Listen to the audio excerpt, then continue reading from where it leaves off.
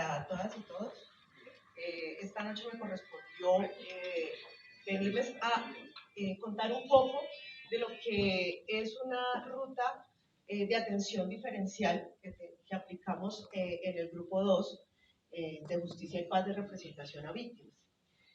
Esta ruta de atención diferencial va encaminada exclusivamente a la atención de víctimas de violencia basada en género.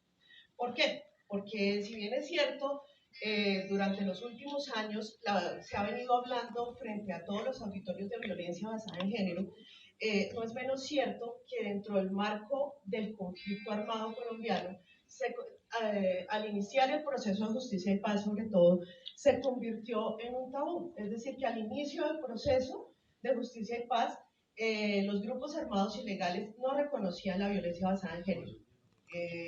Fue un trabajo dispendioso y un trabajo por parte de todos los operadores judiciales, entre los cuales incluyo obviamente a los representantes judiciales de víctimas, cómo se logró realmente que la violencia basada en género hoy en día se reconozca como un patrón de macrocriminalidad. Esto obviamente apoyado en lo contenido en el auto 092 de 2008, en el que se estableció que efectivamente había un carácter generalizado de la violencia sexual dentro del conflicto armado colombiano. Ahora bien, es importante tener claro que no toda la violencia de género es violencia sexual, y eso se los digo en punto al caso que va a presentar la otra unidad de Justicia y Paz. No necesariamente todos los casos de violencia basada en género son violencia sexual, pero indiscutiblemente los casos de violencia sexual son violencia basada en género, y más cuando estamos hablando en el marco del conflicto armado colombiano. ¿Quiénes participan dentro de quiénes son los actores? Dentro de los actores tenemos todos los sujetos que están dentro del conflicto, que son la guerrilla, para el caso colombiano, la guerrilla, los paramilitares e inclusive el Ejército Nacional. ¿Qué tiene de especial y de específico en la violencia sexual dentro del marco del conflicto armado? Siempre que ustedes hablen de eso, van a intentar instrumentalizar la mujer para utilizarla como control del enemigo. En ese orden de ideas, los contextos de violencia del conflicto armado son el ataque, la privación de la libertad, la ocupación y el intrafiles, porque inclusive la violencia sexual se da dentro de los mismos miembros de los diferentes grupos armados ilegales, por sometimiento y obviamente por disciplina. Entonces, esa es otra de las modalidades que nosotros tenemos dentro del marco de la violencia de género en el conflicto armado. ¿Cuál es la finalidad? Dominar, regular, callar, obtener información de algún tipo, castigar, expropiar, exterminar, recompensar y cohesionar al grupo.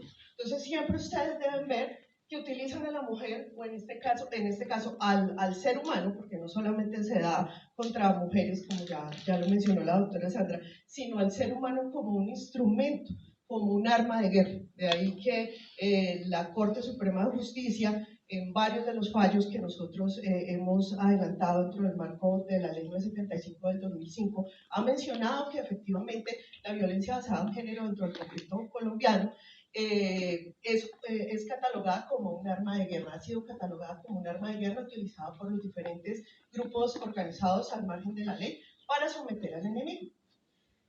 Siguiente. Vamos a hablar específicamente de un caso de violencia de género. Estos casos son absolutamente reservados. Dentro del marco de la ley 975, estos casos se adelantan inclusive en una audiencia aparte, en una audiencia reservada, en la que única y exclusivamente podemos participar los operadores judiciales que tenemos directamente relación con la víctima.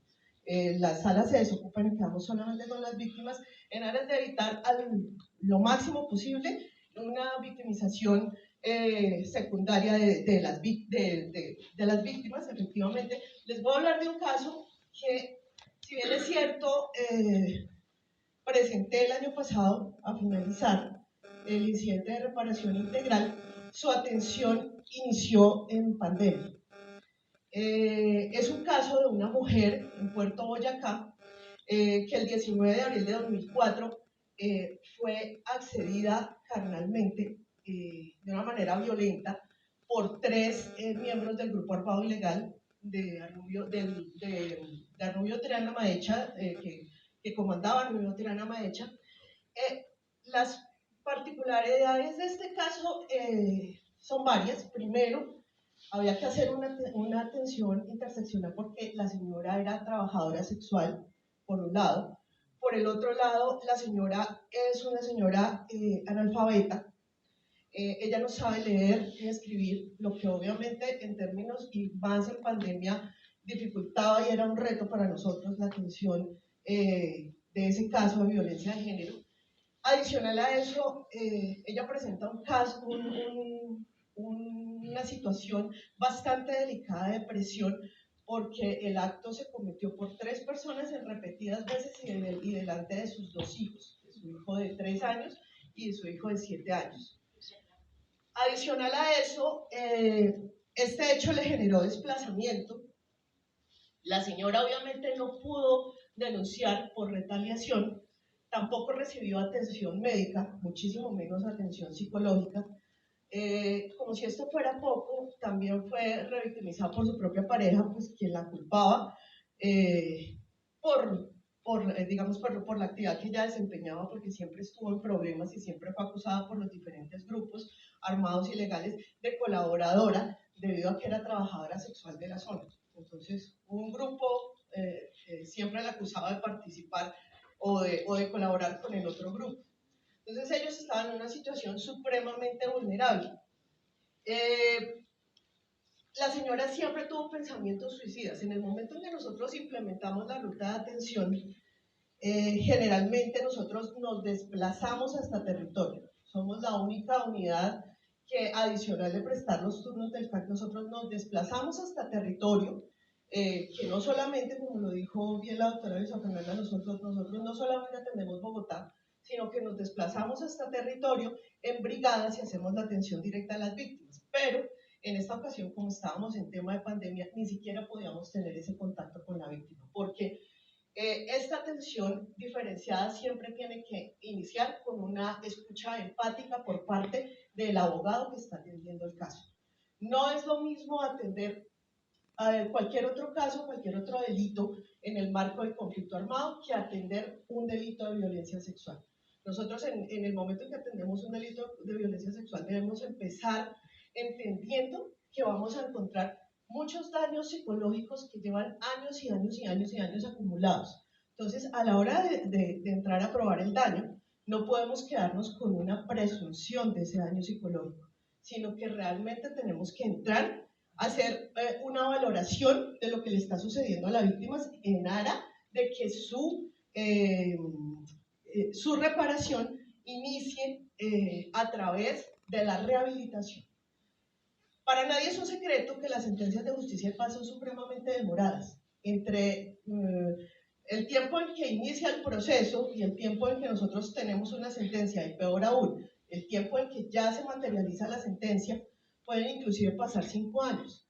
Así que no podemos quedarnos como representantes judiciales de víctimas simplemente adelantando un incidente de reparación integral sin tomar otro tipo de medidas que nos permitan realmente ser defensores de derechos humanos, porque además de representantes judiciales de víctimas, nosotros somos defensores de derechos humanos por estar en la entidad.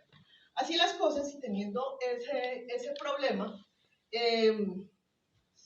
por iniciativa de los que estamos trabajando en la unidad 2 de Justicia y Paz, hemos empezado a implementar una activación del PAPCIVI, que aquí lo nombró otra compañera, que es el programa psicosocial integral y de salud para la atención de víctimas en el conflicto armado. ¿Con qué fin? Con el fin de que nosotros, cuando recibimos la víctima, si tiene situaciones de salud o si tiene situaciones psicológicas graves que podemos identificar con la primera escucha empática, con la atención del perito psicólogo, podamos realmente activar otro tipo de ayudas frente a las demás entidades del Estado. Así las cosas, nosotros lo primero que hacemos es evaluar la copia de su historia clínica, enviarla, obviamente, para que la valore el perito psicólogo de la Defensoría del Pueblo, y con base en eso empezar a oficiar a todas y cada una de las entidades que nosotros consideramos pueden entrar a prestar rutas directas de atención a la víctima de violencia sexual del conflicto armado.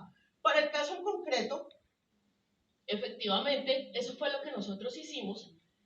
La señora, pues por los casos, ustedes entenderán, ella cuenta con según la peritopsicóloga, la doctora Claudia Patricia Ayala, ella por la calificación del inventario de depresión de Beck, cuenta con 37 puntos, lo que le establece una depresión grave. La señora ha intentado suicidarse en múltiples ocasiones desde la ocurrencia de los hechos hasta nuestros días.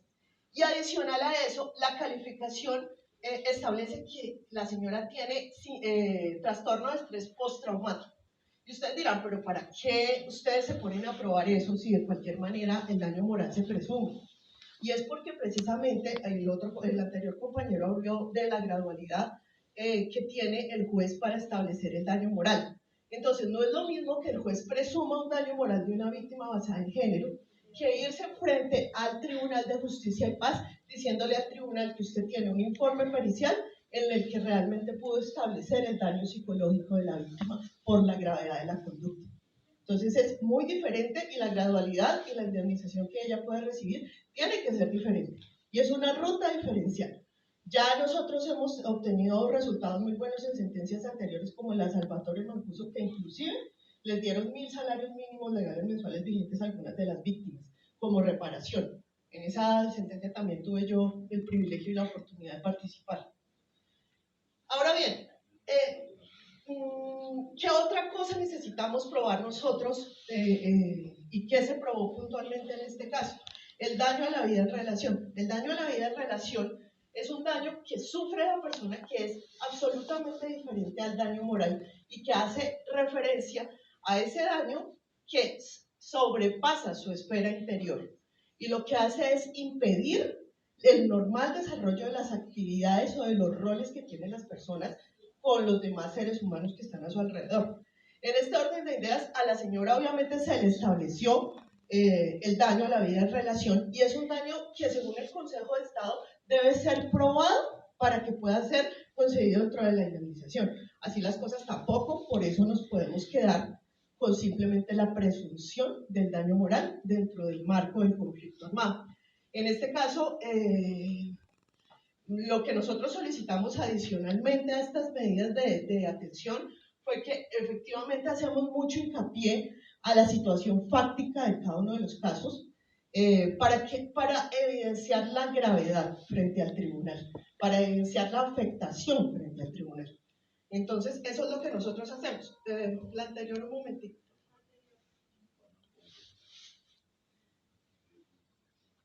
En este caso, entonces, quería referirme, la señora, como les dije, fue una situación supremamente violenta, fue impetrado no por una persona, sino por tres, fue en presencia de su hijo menor de 3 años, tuvo como consecuencia el trastorno de estrés postraumático, la depresión grave y el daño a la vida en relación.